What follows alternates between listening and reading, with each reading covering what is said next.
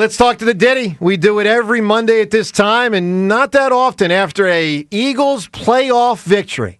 But I'll say this, Mr. Ray Didinger. It's certainly a lot different than your childhood when they didn't win that often. The Eagles do win an awful lot these days. Good morning, Ray. Good morning, Joe. Yeah, well, it did. But Eagles-Packers, whenever they're playing in the postseason, I flash back to 1960. Yeah. Which was a great memory for those of us that are old enough to remember it. Sure. That was a great memory. You know, Ray, I'll say this. You know, James brought up earlier, and it's a great point. Even though there's a certain consternation because, you know, a lot of evaluation of how Jalen played and some frustration with how it hung in the balance longer than it should have yesterday, we shouldn't take for granted, even as great as they've been this century, they went from after 2008 until 2017 without a playoff win. That was 9 seasons. So, You know, this is they got a real okay, so, Ray, let's start with this. Your main reaction to the victory yesterday.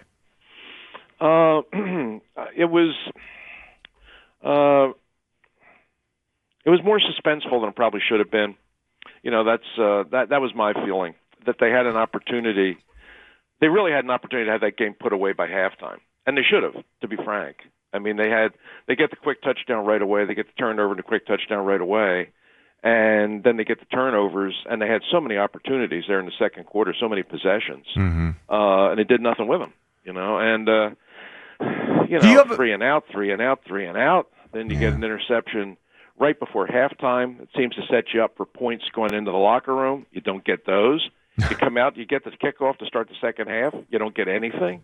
You know, it's 10-0 like forever. And, you know, you're thinking, the Green Bay Packers are a good team. And at some point they're going to get something started and they're going to be back in the game. And certainly the Green Bay guys were in the locker room at halftime. I'm sure that what they were saying was we're playing terrible and we're right in this game still. And realistically they were. So that my feeling about it was, look, I'm glad the Eagles won. I'm glad they're moving on. But they made it harder on themselves than they should have. That's a game that should have been safely in hand by halftime. Jeez, the offense with the way it all went down, Jalen, his performance. How do you rate him? It was average at best, I guess. Good, but not great. Where do you put him? I would say if you say average, you're being kind. You know, I mean, I'll ask a question to you. If he plays like that again, do you think they advance? I don't know. You know, I mean, he's going to have to play better. I mean, all the conversation during the week was about the rust factor, the layoff factor. He hasn't played for a while. He hasn't practiced. You know, how's that going to affect him? Well, clearly it did. I mean, clearly it did. I thought. Yeah. I mean, look, he plays well enough to win. Didn't turn the ball over. Didn't make any big mistakes. But I mean, he looked indecisive on many occasions. Held the ball too long. And his accuracy was way off. Yeah, sure. Now he's going to have to. I mean, if you really look, you're moving on now, and every game the stakes get higher, and your quarterback's, he's going to have to play better than that. He's going to. But the one thing you've got to come back to is, and the real core of this team, the real strength of this team, and it's twofold. They're the number one rushing team in the NFL, and they have the number one defense. You know, and if you can run the ball and you can play defense, you're going to be pretty much in every game. Yeah. You know that. But to win the whole thing, you're going to have to get your quarterback's going to have to make some plays to help you win a championship if that's really what this is all about. But I mean, the defense again played extremely well against a team that had some weapons. And I know the Packers lost some guys. They lost a couple of linemen. I mean, the loss of Jenkins was huge. I mean, they couldn't find anybody. They couldn't find anybody to fill that spot. I mean, Carter was having his way in the middle of the line, and they didn't have any receivers to speak of, which I think was making Love very uncomfortable. I mean, I don't think Love had any confidence in any of the guys he was throwing to by the second half. So all of that works in the Eagles' behalf. But this was. I consider the Packers a good team, and it was a good test, and it wasn't easy. But the Eagles fought through it, and now they move on. But I think Jalen would tell you, and I think anybody on the team, if they were going to be honest, would tell you that he's going to have to play better moving forward. Who is to blame? And I've had a problem for so long with their 2-minute attack. At the end of the first half, we never go for the throat, and I don't know why that expectation is so low. Is it because Jalen is not a 2-minute offense type quarterback, and they are not confident in their ability to get it done in that specific area of football? And I'll just say this right before you talk. I believe the answer, John, is yes. I think it's not the easiest to zone read your way down the field in a 2-minute offense. I believe it is, sure. But it is a very different phase, a very specific type of football that every team I was ever on, we practiced that every week. We would go in a 2-minute drill, like, let's go score. You've got a different offense, and it's unspoken. You've got hand signals. We never go and get points at the end of a half. It's always we're going to hand it off and maybe a draw will hit. Well, it requires 6 or 7 or 8 straight plays of full field reads, and Ray, I think they try not to put Jalen in that position. Yeah, I think that's probably everything.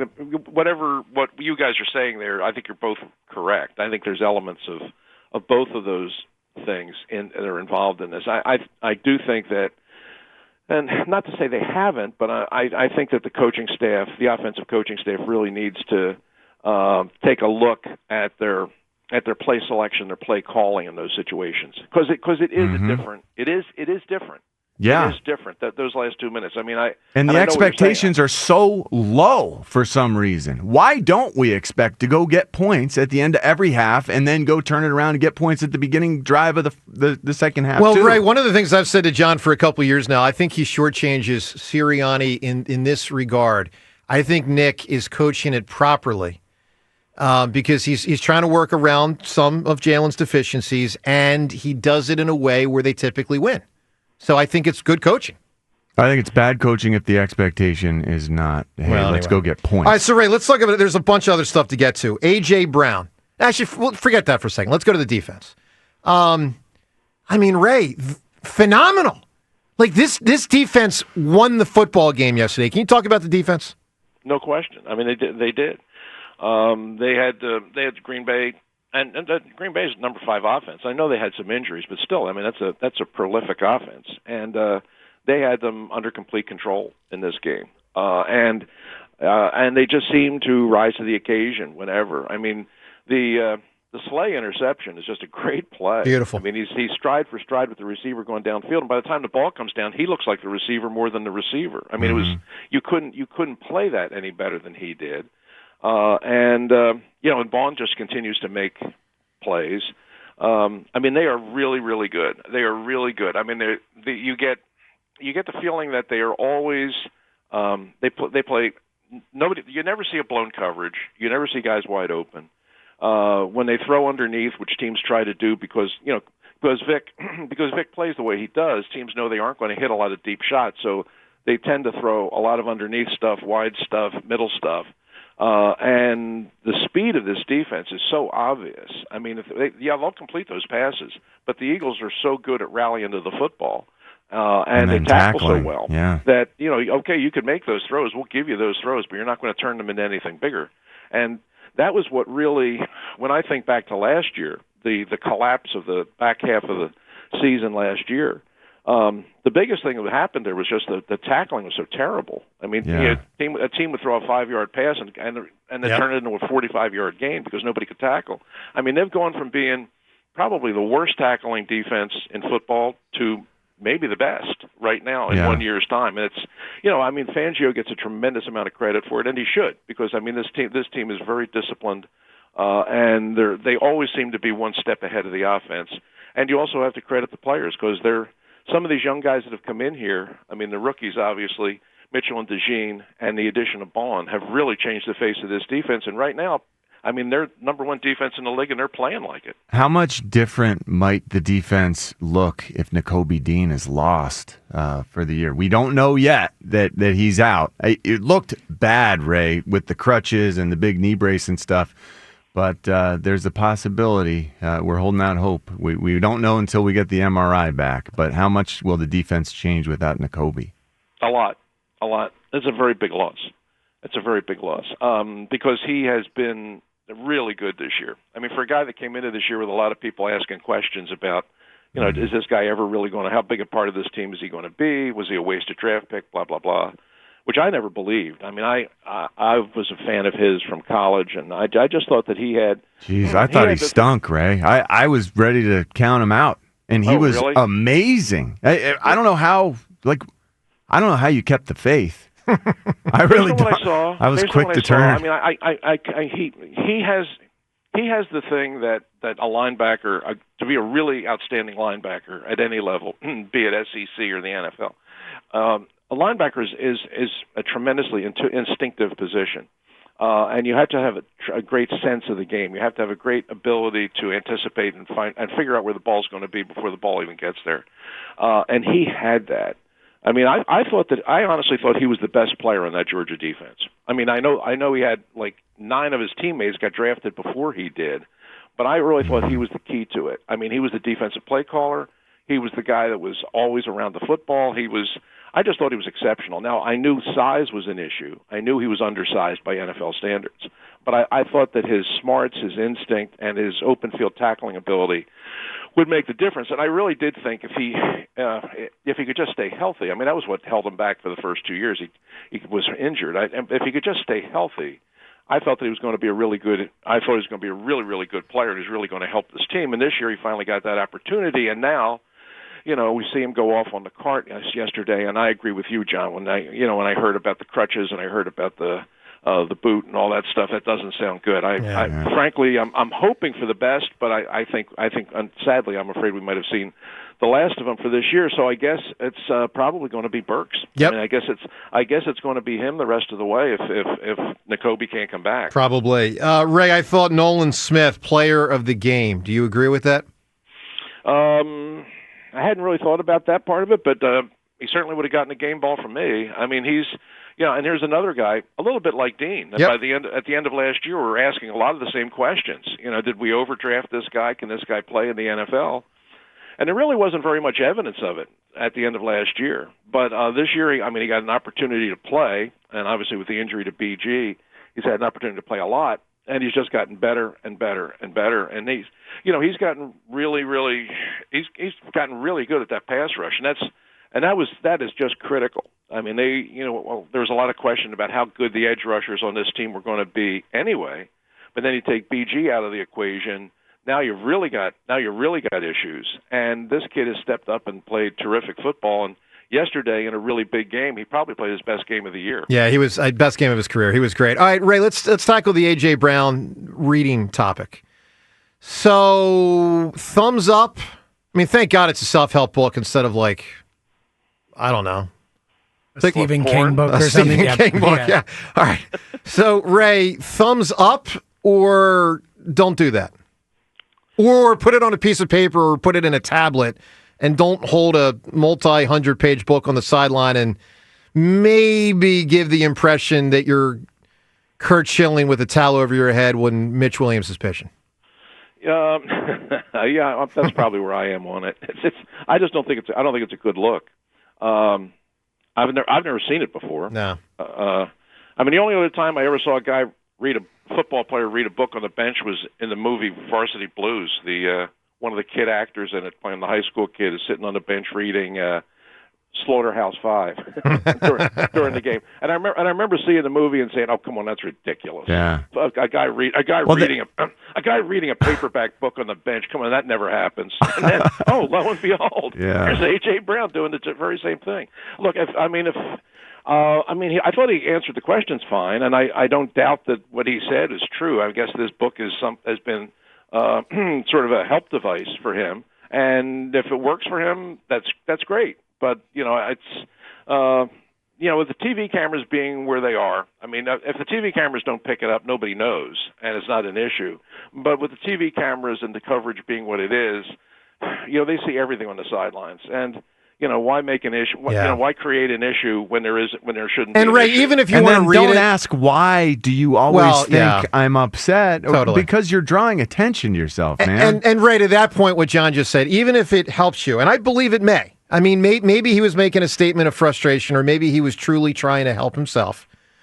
But if you're doing that, the coaching staff and A.J. Brown, some combinations should say, let's get a couple pages on a piece of paper or in a tablet. Like, he doesn't have to hold a 300-page book No, because it looks ridiculous. And he could. How about a wristband? Yeah, he could achieve the same purpose of finding inner peace through a couple paragraphs by having it on a piece of paper instead of opening up a whole book, which looks silly. All right, Ray, a couple other quick things to get to. I think it was the game show Let's Make a Deal. I don't know. I could have the wrong one, but let's play the game Let's Make a Deal. Ray Didinger, sir, behind door number 1 for the remainder of the playoffs is Jake Elliott. Behind door number 2 is the best available free agent kicker. You going with Jake Elliott or the best available free agent kicker? No, I'm going with Elliott. I'm not changing at this point. I mean, do I have concerns? Yeah. I mean, I do. I mean, it'd be silly to say that you're not concerned. Yeah. There's enough evidence there to be concerned. John, I see Extra point. John, I see you. Are you thinking door number 2, John? I see you. Yes, I've been thinking door 2 for a month. This is now it's pretty bad past where it feels like it's addressable, but I do think this could be a major mistake that comes back to bite us. I've been on several teams where it's sort of like the end of the season. There's another kicker there, and it's just, okay, we're going to see how they kick in practice. Now, that was not with David Akers. David Akers was locked in. Yeah. This is not with Sebastian Janikowski. He was locked in. But in Oakland, before we drafted a kicker in the first round in Seabass, it was up in the air, and there was no real, there was no ownership of the kicking position by any one player in particular. It was whoever could do the job best. I would assume there are kickers out there who are not missing extra points right now. Ours did. Yeah, I know. That's not workable for me. That could have been the difference in this game. We are fortunate that our team was just that much better than the opposition to win by double digits. It's a conundrum. Look, we'll probably put it, James, into a poll question, tomorrow, because they're going to have to make that decision Tuesday or Wednesday. I mean, Ray, I tend to think I agree with you on Jake Elliott, but man, it's rough. All right, Ray, why not just bring someone in to compete? It is, and I would, on principle, be opposed to it anyway, because the guy's been someone in so long, and because you don't want to mess with his head. And making a change now, I think, messes with everybody's head. I think it's too late now. I think it just changes the dynamic. But I mean, what you do have to be concerned with, and even I am now, and even though I'm standing behind Jake Elliott for the time being, I am. The thing that concerns me is, in these next few games, you're going to have some decisions that the coach is going to have to make. Yep. In terms of field position, and is this now this should be a makeable field goal, but can I ask my guy to make it? Okay, now maybe we have to punt. Yeah, I think we already did that. A fourth that we didn't want to go for. Yeah. Those questions are out there. No, it's legit. You know what? And it's a fair question to ask, and it's up to Elliott to answer it positively. All right, Ray, a couple other quick things to get to with you, but I want to go to James. He's flagging me for something. James, what do you got in there? Yeah, not unexpected, but some disappointing news. Ian Rappaport tweeting out Eagles linebacker Nakobe Dean, who was carted off during last night's playoff win, is feared to have suffered a significant knee injury that would knock him out for the playoffs. Sources tell me and Mike Garafolo he'll have an MRI this morning to deliver the full news. Dean emerges as a starter this year with 128 tackles. Look, it's horrible, and I feel really sad. This is rare for me because I don't know many of the players, and I kind of purposely try not to know players because I like to be authentic on the air with my opinion, unencumbered by knowing someone as a good guy or a jerk. I feel worse for Nakobe than I do even for, the Eagles. I mean, it hurts the team, but, man, for Nakobe was going to be eligible for a new contract as soon as the season ended, well, meaning March. He was going to be eligible for a contract 3 years into his career. Completely sets that back. Obviously hurts the Eagles for the next month, however long they last, and could affect the rest of his career. So, and obviously complicates the Zach Bond re-signing, and it's just a shame on every I think level. It uncomplicates that. Well, in terms of he can ask for more money is more the complicated. Yeah. Some way to John. It's like Zach, they have to resign him now. Zach Bond goes from $50 million to $60 million. But anyway, we feel bad for Nakobe. We know Nakobe. We love him, and it's a shame. All right, Ray, couple final things. Look, most of these games didn't matter that much from an Eagles standpoint this weekend. I thought a lot of them were boring. But Baltimore and Buffalo looked really good. I mean, really good. Ray, your thoughts? They can only play one of them if they get there, or Kansas City, but holy hell, they look like machines. Yeah, they do. They do. Baltimore is really good, and I've felt all along that it's going to be Buffalo out of the AFC. I really do. I've just felt it all year, and it's not just the quarterback. I mean, it's everything about that team. I mean, they're just playing with tremendous purpose. They're playing with a lot of confidence, and listen, Denver's kind of in most people's minds, probably mine too. I mean, they overachieved this year, but they're still a really good team, and they just took them apart. So, and even though the Chiefs have had, the great year and they're the number one seed and they're defending champs and everything, I think if it comes right down to it, even though the game's in Arrowhead, I think Buffalo go in there and beat them. I just think this is Buffalo's year, and that'll be if that's a team. If you face either of those teams, Baltimore or Buffalo, it's going to be a challenge. But I think Buffalo is going to be a real steep hill to climb. All right, Ray. 3 final things: who wins tonight, Minnesota or the Rams?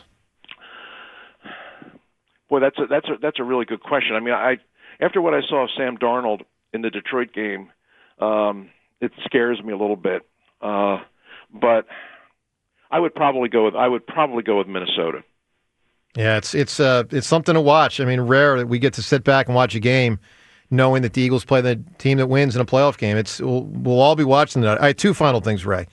So 3 things can be true at the same time, obviously, and I think these 3 things are all true with the Sixers' new arena situation. Tell me which hits you the most. That it's good news for Philadelphia sports fans that we get to keep all 4 teams in South Philly. B is that the Sixers' approach to this whole thing was really annoying, and they're an irritating organization. Or C, credit to the 76ers for being phenomenal negotiators, that they pushed the Center City thing as far as they had to. They got approval, and then they got to get Comcast to up their offer in South Philly, and the Sixers are great negotiators. Which one hits you the most? Well, I think what you said is true. I think everything can be true all at once. Yeah. And I mean, you could make the case for C, the way they negotiated this and leveraged this thing. But to me, I mean, if you ask me to pick one, it's number 2. It's B. It's number 2. I've found their approach to this whole thing incredibly annoying and arrogant. And I'm just happy for the people in Chinatown and the people in East Market that have fought against it, because it was very clear from the jump on this thing that the people in the city didn't want this. No. I mean, all of those public. it wasn't just like 3 or 4 people standing out on the street with signs. I mean, you had whole communities rallying. Most people in the suburbs didn't want it. Most people didn't want it. Nobody and by the way, Ray, an all-time news dump 1 hour before an Eagles playoff game. Yeah, that's astounding. I was thinking the same thing. I mean, it was your classic news dump. But my God. Listen, I'm glad it's not happening. But I just thought the way the Sixers handled this whole thing was so heavy-handed and so arrogant that. But I'm not surprised. I mean, that seems to be the MO of the organization. But okay, now, if they get what they want, okay, good for them. But the way they went about it, I thought was just purely offensive. All right, Ray, and Tommy and Me rolls on, correct? Tommy and Me rolls on. We just finished our first week. We had sellouts every single night. The audiences loved it. We had some wonderful performances and some great guests, and we're going to be continuing on. The play has been extended through February 1st, so anybody wants to come out and see Tommy and Me, there are still some tickets available, and contact People's Light, the theater out in Malvern, and come out and join us. We're having a fine old time out there. All right, Ray, wonderful stuff, bud. We'll talk to you next week. I think when we do, the Eagles will still be alive, and we'll be in that thing they don't call the Final Four. Thank you, Ray. All right, guys. Thanks, have Ray. a great day. All right, there Bye-bye. he is, the Diddy, Ray Didinger. Seth Joyner at 9 o'clock today. A lot of calls up ahead, plus what Saquon Barkley said about sliding down. That and more. Your phone calls on all of it. On a great day, the Eagles, they march on. Well, they might have limped on, but they're on. They're still going.